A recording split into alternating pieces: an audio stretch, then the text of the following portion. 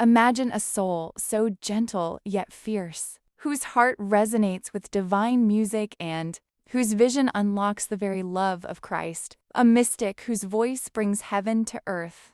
Saint Mechtilde of Hackeborn. Feast Day, the 19th of November. Patron of Against Blindness.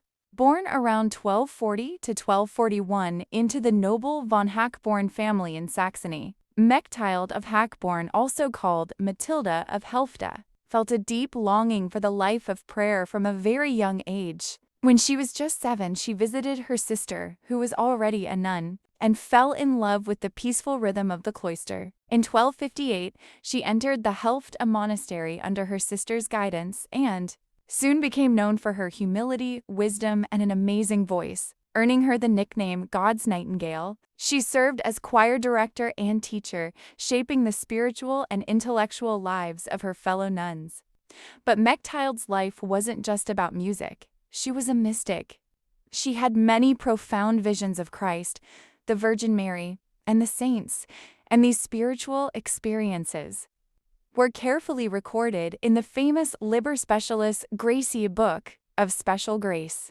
In one touching vision, she described Jesus opening his gentle, wounded heart and inviting her into his infinite love. At about age 50, Mechtilde went through a deep spiritual and physical crisis. Still, she responded with humility and surrender, understanding her suffering as a way to share in Christ's own passion. Even when the sisters secretly wrote down her mystical experiences, she was uneasy. But Christ reassured her that the writings were meant for God's glory and the good of souls.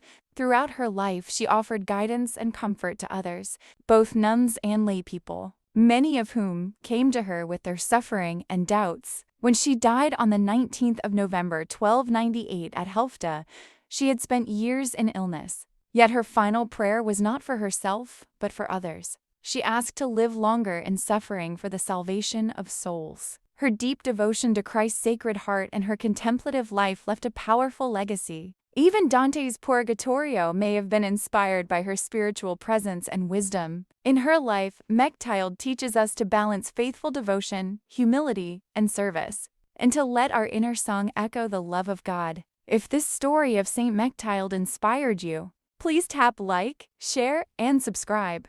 Let's lift up these saintly voices together.